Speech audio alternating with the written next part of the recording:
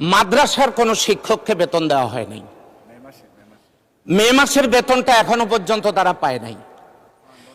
একটা অক্ষরের একটা শব্দ মা, তামাম পৃথিবীর মধুগুলো সেখানে জড়ানো। এই সংসদে এমন অনেকেই আছেন যাদের মা নেই, আমারও মা নেই। মাননীয় স্পিকার, সংসদে আসার সময় একজন শিক্ষক আমাকে ফোন দিয়েছিলেন, তিনি তার মায়ের চিকিৎসা করতে পারছেন না।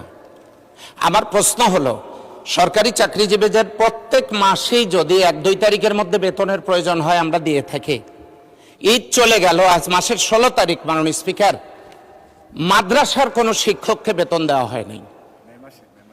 মে মাসের বেতনটা এখনো পর্যন্ত তারা পায় নাই।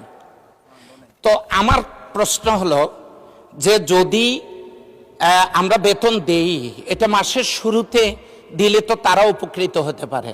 আমার শেষ কথা, আমার মা নেই, ওই লোকটার মা দুনিয়াতে থাকবে না, কেউই থাকবে না, কিন্তু এই লোকটা যেন এই সান্ত্বনা পেতে পারে যে আমি আমার মায়ের চিকিৎসা করতে পেরেছিলাম।